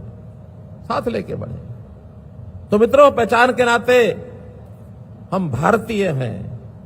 पाकिस्तान तो चिढ़ाने के लिए कहा गया होगा या ना समझ लोगों ने कह दिया होगा, वो शब्द बहुत जल्दी छूट गया। फिर इसके बाद आया कि रिफ्यूजी हैं। इसका भी आपत्ति बहुत जोरदार तरीके से, मुझे याद है कि कृष्ण मिड्ढा जी ने एक बार विधानसभा में विषय उठाया था कि हम विधानसभा में पारित करें कि रिफ्यूजी नहीं कहा जाए। मैंने स्वयं उस समय कहा कि इसको तूल देने की आवश्यकता नहीं है। कुछ समय लोगों ने कहा होगा, लेकिन आज अब कोई भी नहीं कहा था। आज की स्थिति को हमको समझना चाहिए, ये शब्द हमसे छूटा है। हम पुरुषार्थी हैं, हम अपने मेहनत कस के काम करने वाले आगे हैं। अब एक शब्द का और द्वंद्व जो जब 2014 में मुख्यमंत्री के नाते मुझे दायित्व मिला, उसका भी मैंने जगह जगह जाके व्याख्यान किया कि हम कौन हैं, हम पंजाबी हैं या हम हरियाणवी हैं। एक दुविधा का विषय, इसको मैं इतनी बड़ी सभा में इस मंच से कहना चाहूंगा कि हमारी प्रदेश की नागरिकता जो है, देश की नागरिकता हम भारतीय हैं। प्रदेश की नागरिकता आज जो हरियाणा, जो कभी इस पंजाब का ही हिस्सा होता था 1966 से पहले हम जो कि पश्चिमी पंजाब से उधर आए थे, ये भी पंजाब का हिस्सा था। हम नागरिकता प्रदेश की भी पंजाबी थी और हमारा रहन सहन, भाषा, मूल, ये भी संस्कृति पंजाबी थी। लेकिन आज प्रदेश की नागरिकता के नाते हम हरियाणवी हैं। हम पहले हरियाणवी हैं मित्रों। पंजाबी हमारी संस्कृति है, पंजाबी हमारी भाषा है, पंजाबी के प्रति हमारा प्रेम हो सकता है, लेकिन आज भौगोलिक स्थिति से आज हम हरियाणवी हैं। इसीलिए नारा मैंने दिया था उस समय कि हरियाणा एक, हरियाणवी एक। आज हमको इस हरियाणा से कोई अलग करके देखेगा तो ये भी दुविधा हमारे लिए खड़ी हो जाएगी। आज हरियाणा के ऊपर उतना ही प्रेम, स्नेह और दायित्व हमारा है जितना किसी और का है। इस बात को 78 साल हो गए मित्रों। इस भूमि के ऊपर हम काम करते हैं, यहाँ शिक्षा लेते हैं, यहाँ व्यापार करते हैं, यहाँ खेती करते हैं, यहाँ का अन्न जल खाते हैं। तो इस प्रदेश के नागरिक हम हरियाणवी हैं। तो ये अलग अलग पहचान को ध्यान में रखते हुए एकदम हमको स्पष्ट रूप से आगे बढ़ना चाहिए कि हम ना तो जान बचाने के लिए वहां से आए, हम एक पराक्रम को देखते हुए, पुरुषार्थ को देखते हुए, हिंदू धर्म में हमारी निष्ठा, इसलिए हम यहाँ आए। और आज हम इस देश के सम्मानित नागरिक होकर के चीजों को आगे बढ़ाएंगे। हाँ, देश का विभाजन, इसको याद हमेशा रखेंगे। इसमें एक बात उल्लेखनीय और मैं बताना चाहूंगा, क्योंकि देश की आजादी की लड़ाई कोई 1-2-10 दिन की नहीं थी, ये सैकड़ों साल चली है। क्रांतिकारियों ने, बलिदानियों ने पहले मुगलों के साथ युद्ध शुरू किए, मुगलों से छुटकारा पाना था। इस बीच में ईस्ट इंडिया कंपनी आ गई तो अंग्रेज आकर के खड़े हो गए। सारे कार्यकाल को हम देखें तो लगभग 700-800 वर्ष का कार्यकाल है जब हमारा संघर्ष चलता रहा। उस समय कुछ लोगों का मत ये था कि देश का विभाजन स्वीकार न करो, चाहे आजादी 10 साल 20 साल और लेट हो जाए, कोई बात नहीं, देश के विभाजन को स्वीकार नहीं करना चाहिए। ये भी बहुत लोगों ने उस समय सुझाया था। लेकिन अब ये ठीक है, कांग्रेस नाम का संगठन उस समय आजादी के इस आंदोलन में बढ़ चढ़ करके आगे यानी लगा था। बहुत से ऐसे लोग जो कांग्रेस के दल के साथ हों अथवा कांग्रेस के दल के बाहर हों, उन सब लोगों की भूमिका आजादी के अंदर बहुत ज्यादा थी और उस भूमिका को भी नकारा नहीं जा सकता। केवल कांग्रेस के नेताओं ने आजादी दिलाई ऐसा नहीं है। उसमें लोकमान्य तिलक का नाम लिया जा सकता है, भगत सिंह, सुखदेव, राजगुरु का नाम लिया जा सकता है, उसमें लाला लाजपत राय का नाम लिया जा सकता है, उसमें सुभाष चंद्र बोस का नाम ले सकते हैं, सरदार वल्लभ भाई पटेल का नाम ले सकते हैं, महात्मा गांधी का नाम ले सकते हैं, वीर सावरकर का नाम ले सकते हैं, राम प्रसाद बिस्मिल का नाम ले सकते हैं, चंद्रशेखर आजाद का नाम ले सकते हैं। कितने ही नाम गिनाए जा सकते हैं जिन्होंने आजादी के लिए अपना जान न्यौछावर की है, शहादत बलिदानियां दी हैं। लेकिन ये जो कांग्रेस का क्लेम कि जैसे आजादी उन्हीं की बपौती हो, देश उन्हीं का बपौती हो, ये देश के साथ धोखा उन्होंने उस समय किया। चाहिए तो ये था कि जब हमने संविधान को अंगीकार कर लिया, लोकतंत्र को अंगीकार कर लिया, तो फिर हमको ये देश सबके हवाले करना चाहिए था। ये देश की आजादी का श्रेय सबको देना चाहिए था। लेकिन नहीं, सत्ता लोलुपता इतनी कि हमारा अधिकार सबसे पहले कांग्रेस के नाम से हम सत्ता करेंगे। महात्मा गांधी ने उस समय कहा था कि कांग्रेस को समाप्त कर देना चाहिए, कांग्रेस का काम समाप्त हो गया है, कांग्रेस को प्रभावित कर देना चाहिए। लेकिन उस समय के कुछ लोग, नहीं सत्ता हमारी है, हम सत्ता को संभालेंगे, और सत्ता बिना चुनाव के 5 साल सत्ता की उन्होंने, और उस सत्ता के प्रभाव में भी लगातार आगे ये राजकाज करते रहे। ठीक है, जवाहरलाल नेहरू देश के प्रधानमंत्री बने, 1964 में उनका देहांत हुआ, और उस समय लाल बहादुर शास्त्री उनके उत्तराधिकारी के रूप में प्रधानमंत्री आए। लगता था कि लोकतंत्र आगे बढ़ेगा, लोकतंत्र का नींव रखी जा चुकी है, प्रधानमंत्री बदल गए हैं। लेकिन आज तक उस रहस्य का पता नहीं लगा इस देश को कि लाल बहादुर शास्त्री की मृत्यु ताशकंद में कैसे हुई, क्यों हुई, उसका कोई प्रमाण मिलता नहीं है। और मित्रों, परिवारवाद उसके बाद जब इंदिरा गांधी दोबारा से प्रधानमंत्री बनी है, ये परिवारवाद की नींव उस समय शुरू हो गई, और उस नींव को शुरू होते ही लोग चौकन्ने हो गए कि अब इस देश में लोकतंत्र खतरे में आ जाएगा। और प्रमाण सहित बताया जा सकता है कि इंदिरा गांधी के काल में ही लोकतंत्र को खतरा कब पैदा हुआ, जब उन्होंने 1971 का चुनाव रिगिंग करके चुनाव जीता। इंदिरा गांधी ने जिस रिगिंग की बात आज की जा रही है उस पर भी मैं आता हूं, ये रिगिंग 1971 के अंदर इंदिरा गांधी ने की, और इंदिरा गांधी के चुनाव को इलाहाबाद हाई कोर्ट के जस्टिस ने निरस्त कर दिया, चुनाव अवैध कर दिया। चुनाव अवैध हो गया तो इंदिरा गांधी को रिजाइन करके साइड में होना चाहिए था, देश में नया चुनाव आ सकता था, या चाहते तो कांग्रेस में ही नया प्रधानमंत्री बना लेते, कोई आपत्ति नहीं। लेकिन इंदिरा गांधी ने क्या किया, 1975 में लोकतंत्र की हत्या करके क्या किया, इमरजेंसी लगा दी। और ये इमरजेंसी लगाने का कारण केवल सत्ता लोलुप था कि मेरी कुर्सी नहीं जानी चाहिए। यहां से शुरू होता है लोकतंत्र की हत्या का खेल, और संविधान को किस प्रकार से तोड़ना मरोड़ना है। 5 साल बाद चुनाव होने चाहिए, ये संविधान में लिखा है, लेकिन 1975 की इमरजेंसी में लोकसभा से ये पास करा लिया कि ये इस बार चुनाव 5 साल बाद नहीं 6 साल बाद कराएंगे। जो 71 का चुनाव 76 में होना चाहिए था, ना करा के 1977 में कराया। लोकतंत्र की हत्या हुई कि नहीं हुई। मित्रों, बहुत ऐसे विषय हैं जब से कांग्रेस डिरेल हुई, और उसके बाद वही परिवार, इंदिरा गांधी के बाद राजीव गांधी के बाद कौन आगे आए, तो सोनिया गांधी आगे आए। विषय चल पड़ा, विदेशी महिला है, किसी ने सलाह दे दी कि आप बैकडोर से शासन चलाओ, पीछे से चलाओ, फ्रंट पर मत आओ, और मनमोहन सिंह के हाथ में बैकडोर दे दी, रिमोट कंट्रोल सोनिया गांधी के हाथ में।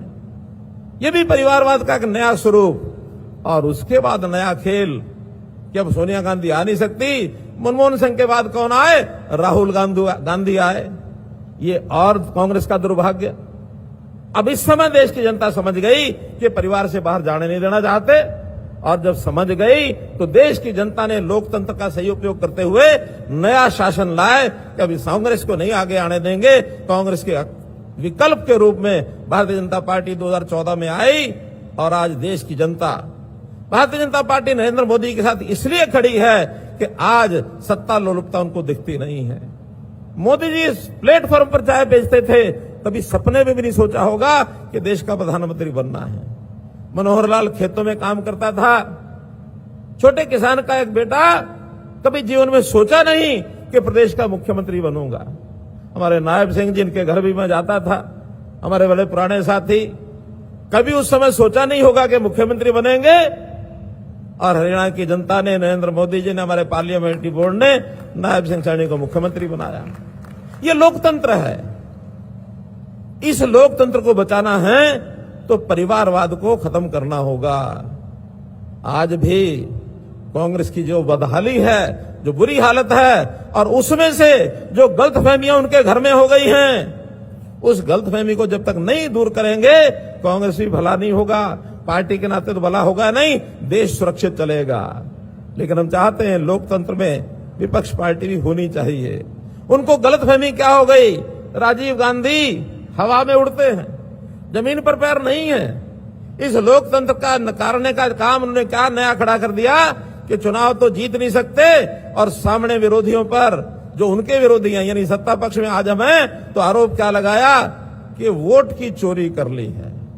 हमने कहा वोट की चोरी की है कि नहीं की है, जो वोटर लिस्ट है उसको कम से कम उसकी स्क्रूटिनी तो होनी चाहिए, उसकी जांच तो होनी चाहिए कि कौन नागरिक इस देश के हैं, इस देश के, और कौन देश से बाहर के नागरिक हैं। स्क्रूटिनी शुरू की तो काम क्या शुरू किया, उल्टा चोर कोतवाल को डांटे कि तुमने चोरी की है। हमारा कहना चोरी की है, आज स्क्रूटिनी होगी, वोट अगर उसमें से कुछ कम हो जाएंगे तो इसकी तकलीफ उनको क्यों है? उनको तकलीफ इसलिए है कि जो विदेश से आए हुए लोग या जो इस देश के नागरिक नहीं हैं, वो जो वोटर बन गए हैं पिछले 20 साल में, वो वोट कटेंगे तो इसका नुकसान अल्टीमेटली कांग्रेस को होना है, इसलिए तकलीफ है। तो वोट चोरी उन्होंने की थी या वोट चोरी हमने की थी? हम तो उस वोट को शुद्धता की ओर ला रहे हैं कि जो आज तक वो चोरी कर चुके, सत्ता में तो नहीं आए, लेकिन आगे अगर उसको रोकेंगे तो ये जो गलतफहमी है कि हमारी जीत हो गई, हमारी जीत हो गई। किसी बच्चे के अगर 99 नंबर आ जाए तो शेखी मारता है, मेरे 99 नंबर आ गए, 99 नंबर आ गए।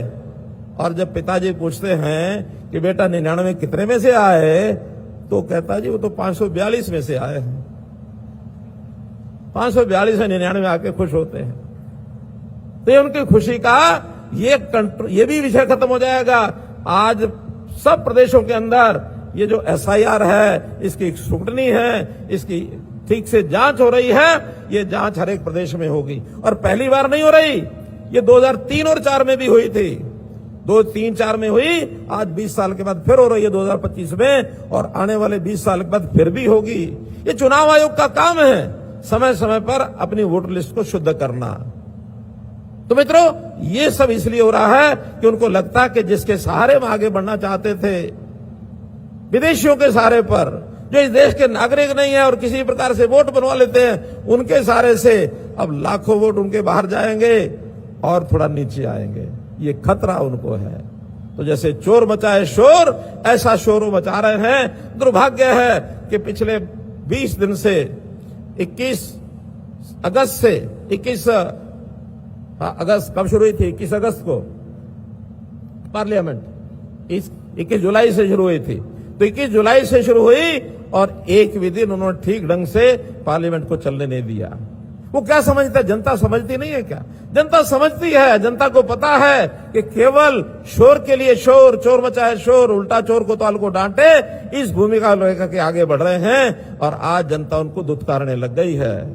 मित्रों, कुछ उनके पले लगने वाला नहीं है। विषय न हो तो ऐसे ही होता है। नाच न जाने आंगन टेढ़ा, कितनी कहावतें दी जा सकती हैं।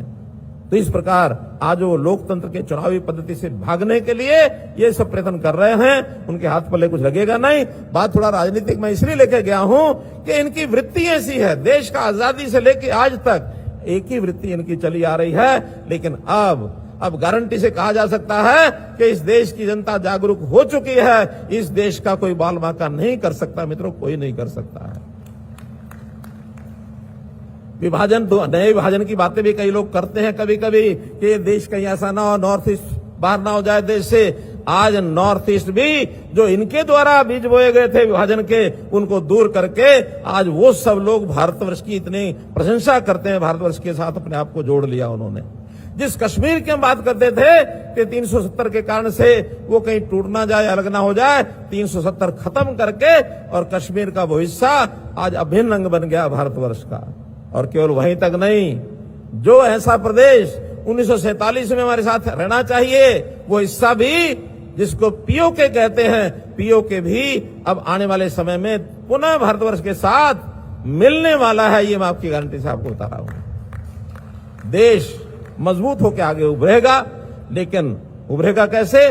तभी उभरेगा कि नई पीढ़ी को देश की ये जो पीड़ाएं हैं, देश के अंदर जो घटनाएं हुई हैं, जिस प्रकार की सोच यहाँ के नेताओं की बनती है और जो देश को हमेशा ताक पर रख करके मैं, मेरा देश ऐसा मान के चलते हैं जैसे देशी मैं हूं, देशी मेरे परिवार का बन गया है, ये अब कभी पूरा नहीं होगा। आपको पता है, एक बार इंदिरा गांधी के बारे में ये कहा था, वहां के बरुआ जी एक प्रेसिडेंट होते थे, उनका Indira is India, India is Indira, ये उनकी इमरजेंसी के दिनों की एक घोषणा है कभी भी किसी नेता के साथ भारतवर्ष का बंध नहीं सकता है। भारत अपने आप में एक आइडेंटिटी है, इस देश के लोगों की आइडेंटिटी है, किसी नेता की बंधी हुई नहीं है। तो मित्रों, इस देश को बचा के रखना हम सब जनता का काम है। इसी प्रकार से इन चीजों को याद रखें, आगे बढ़ें। बहुत बहुत धन्यवाद, बहुत बहुत आभार। भारत माता की धन्यवाद माननीय मनोहर जी। एक बड़ा शुभ संयोग है, मैं मीडिया के लोग और सभी भाई बहनों से बताना चाहूंगा कि 15 अगस्त 1947 को जो दिन था शुक्रवार का और 14 अगस्त को जो वीरवार का था, सेम का सेम कैलेंडर अभी 2025 में आज के दिन वही वीरवार है और वही 15 अगस्त को शुक्रवार है। यह शुभ संयोग बना और इस शुभ संयोग पर मैं प्रार्थना करूंगा, जिनका हम सब बेसब्री से इंतजार कर रहे थे, ऐसे विनम्र और जिन्होंने हरियाणा की जनता का दिल जीता है अपने काम और व्यवहार से, ऐसे माननीय मुख्यमंत्री माननीय नायब सिंह सैनी जी से आग्रह करूंगा, आए और हम सबको इस दिवस की स्मृति के रूप में एक संदेश दें। माननीय नायब सैनी जी।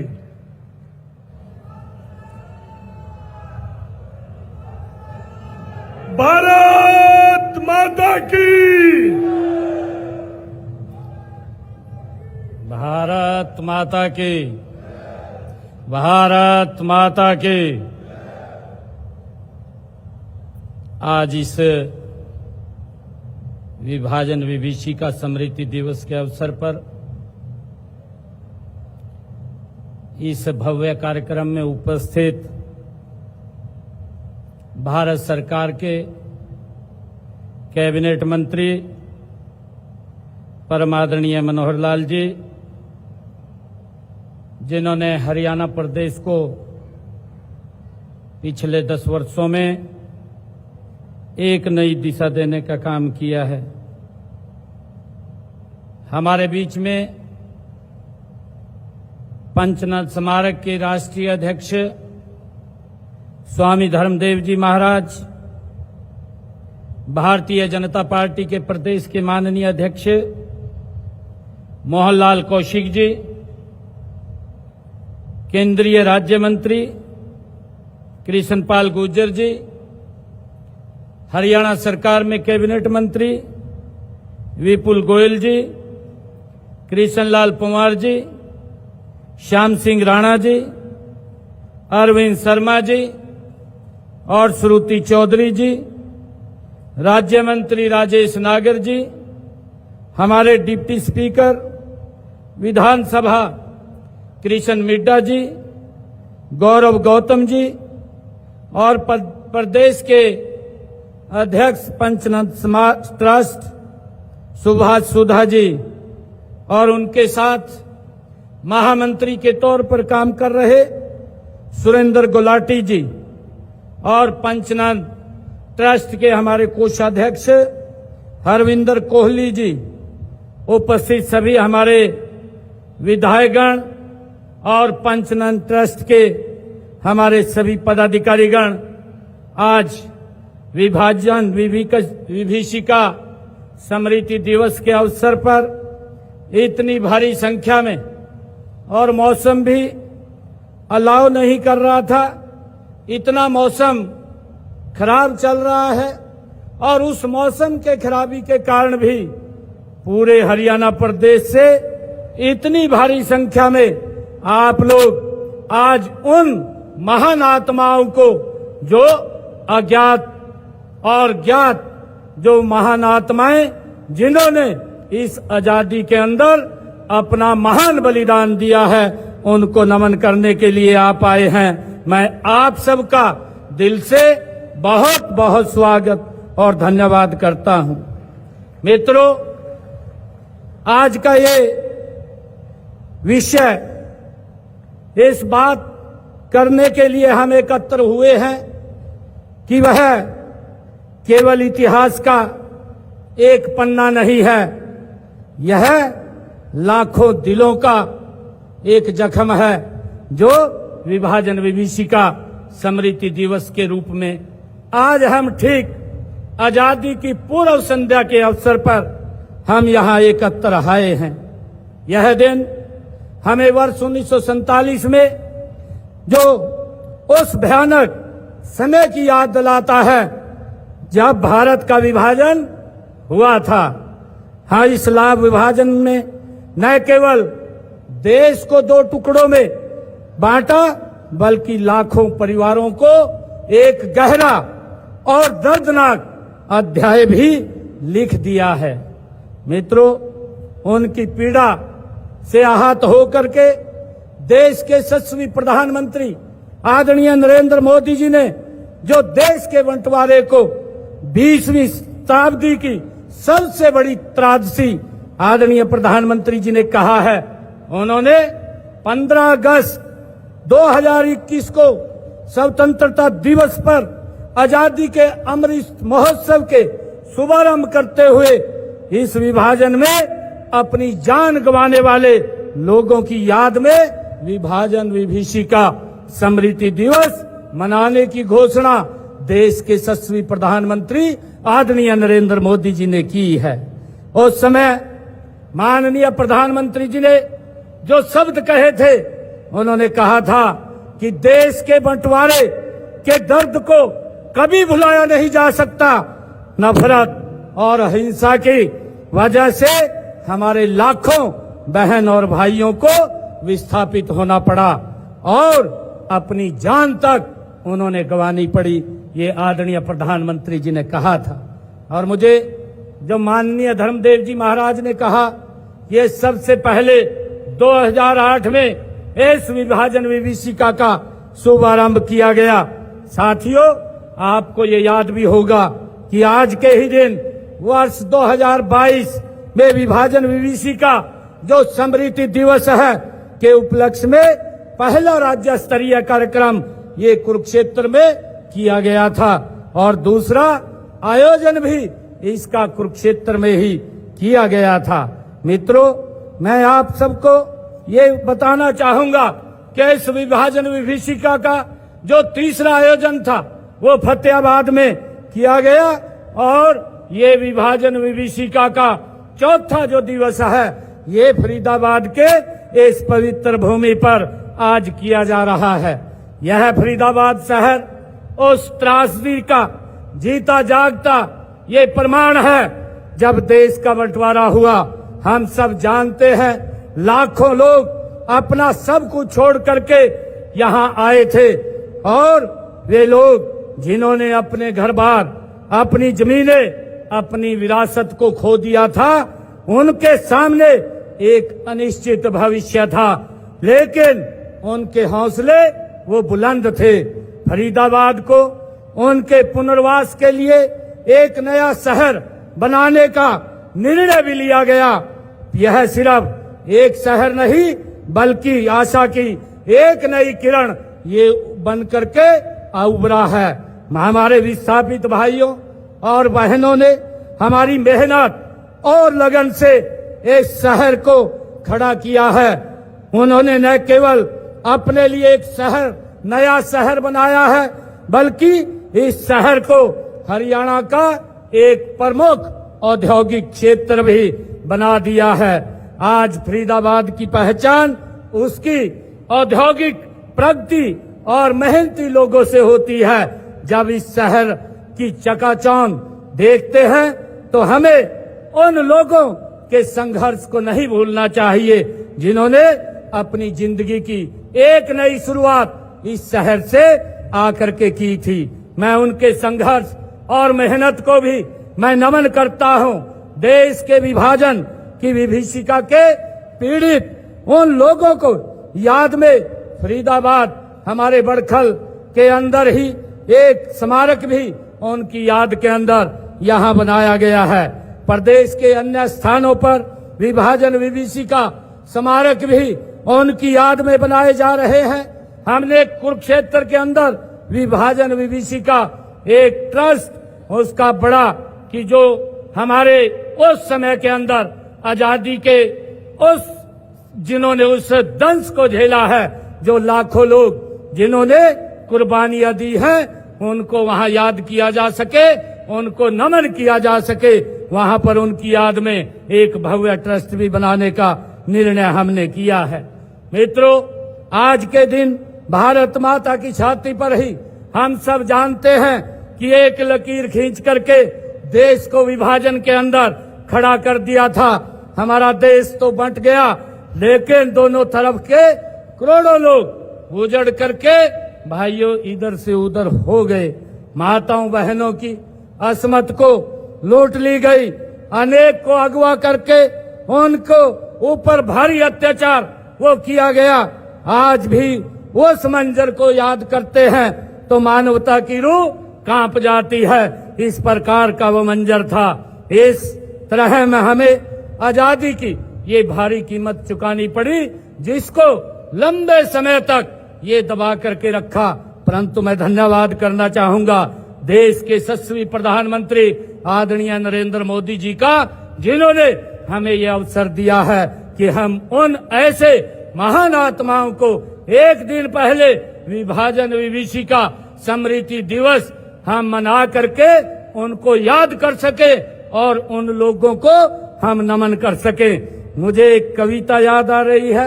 अभी बता रहे थे कि मैं 1947 का वह दिन था जब खेतों में सुनहरी बालियां नहीं, आंखों में लाल आंसू उगे थे और जलते घरों की ये बू थी। सिर्फ नक्शे पर लकीर खींची गई थी, पर दिलों पर खंजर चला था। लाशें सबकी लाल थी, आंसू सबके खारे थे। आज जब हम स्वतंत्रता के उजाले में जी रहे हैं तो यह हम मत भूलिए कि यह उजाला हमें यह उजाला लाखों दीपों को बुझा करके आज का दिन हमें मिला है। मित्रों, यह दिन दुख और शोक दोनों को मनाने का दिन तो है ही, यह सीख भी देने का देता है कि हमें अपने देश की एकता अखंडता को बनाए रखना है। हमें उन गलतियों से सीखना भी होगा जिन्होंने इतनी बड़ी त्रासदी को जन्म दिया। हम सबको यह भी समझना होगा कि बहुत जरूरी है कि जाति धर्म भाषा के नाम पर नफरत फैलाना कितना खतरनाक है। मुझे ये कहते हुए कि माँ के उन सपूतों ने किसी का भय नहीं माना, किसी में लालच नहीं आए और अपने देश धर्म व स्वाभिमान के वो तरहीज देते हुए दर दर की ठोकरें खाना उन्होंने स्वीकार किया। भूखे प्यासे खाली हाथ मेहनत की और फिर अपने आशियाने बसाए और उन्होंने विकसित भारत में एक अपना महान योगदान देने का काम किया है। मुझे ये भी बताते हुए कि यही नहीं, जहां गए वहां खुशहाली और समृद्धि में उल्लेखनीय योगदान उन सब महानुभाव का है जिन्होंने मेहनत और अपने पसीने से उस इलाके को आर्थिक रूप से समृद्ध और सशक्त महत्वपूर्ण भूमिका उन्होंने उसमें निभाई है। ऐसे सब महानुभावों को आज हम याद कर रहे हैं। खेती से लेकर के उद्योग, बुद्धिजीवी से लेकर के श्रमजीवी तक सभी ने क्षेत्र में यह समुदाय सबसे आगे आकर के उन्होंने काम किया है। मुझे यह कहते हुए भी ये अनुभूति हो रही है कि उन परिवारों ने जिनकी नई पीढ़ियों ने हरियाणा के विकास में उल्लेखनीय भूमिका निभाई है। आज हम जो विकसित हरियाणा और देख रहे हैं, इसे हमें उन मेहनत कशों लोगों द्वारा बहाए गए पसीने का इसमें बड़ा योगदान है। आज का दिन हमें भाईचारे का संदेश भी देता है।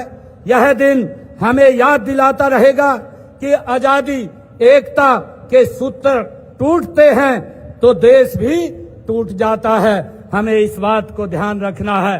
देश के यशस्वी प्रधानमंत्री आदरणीय नरेंद्र मोदी जी ने इस दिन को मनाने की जो घोषणा इसी उद्देश्य से की थी कि भारतवासी का अपने इतिहास से सबक लें और स्वर्णिम भविष्य के लिए राष्ट्र की एकता के प्रति हम समर्पित रहें।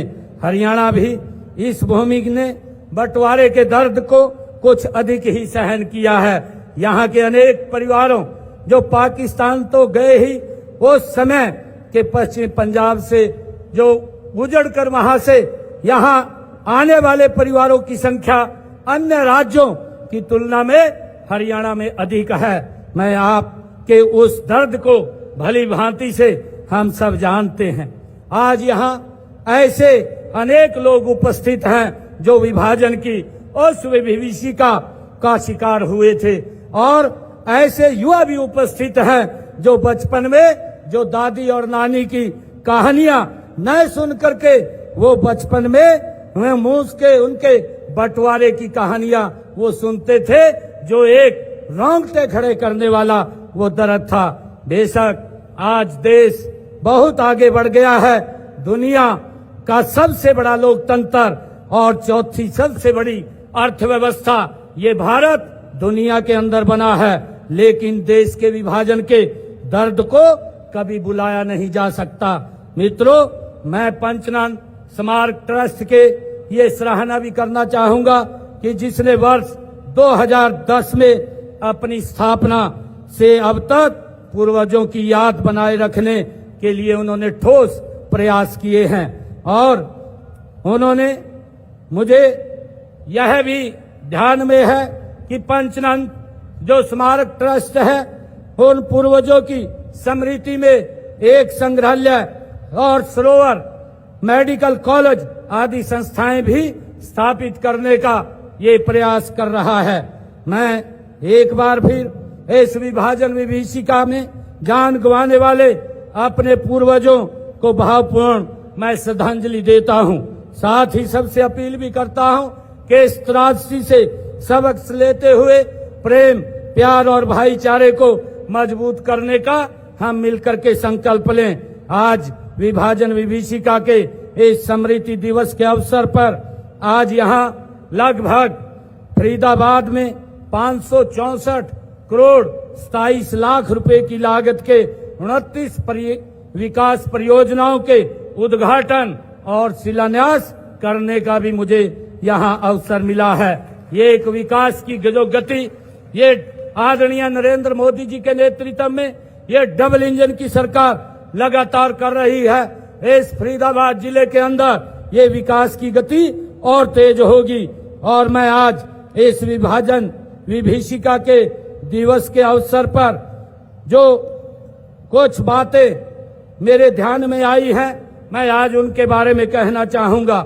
महिलाएं, क्योंकि समाज की तरफ से इस प्रकार की बातें मेरे समक्ष वो आई हैं कि जो बेटियों की शादी परिवार में होती है उसका नाम बदल दिया जाता है और कागजों में वो नाम चला जाता है और उसके कारण से दिक्कत आती है।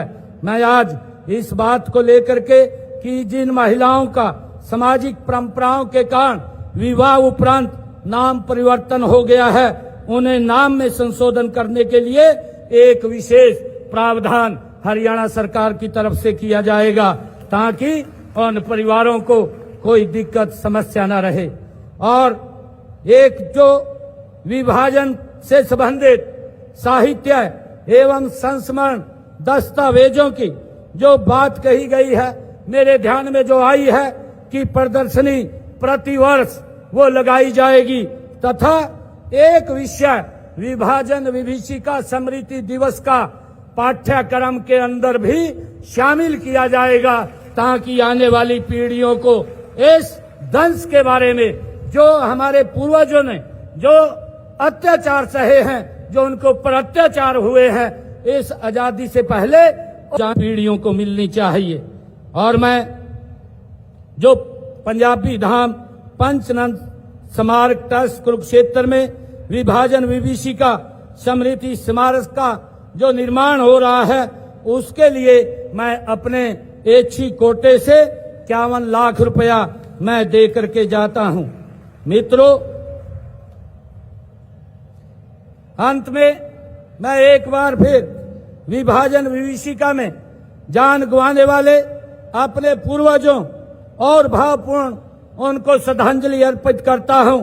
साथ ही सबसे अपील भी करता हूं कि उस त्रासदी से हम सब सबक लेते हुए प्रेम, प्यार और भाईचारे को मजबूत करने का आज हम संकल्प लें। आइए हम सब मिलकर के ये संकल्प ले कि हम एक ऐसे हरियाणा का और एक ऐसे भारत का निर्माण करेंगे जहां भाईचारा, शांति और सद्भाव सर्वोच्च हो। हम आने वाली पीढ़ियों को एक ऐसा समाज, एकजुटता और मानवता की जो मिसाल पेश करेगा वो देकर के हम जाएंगे।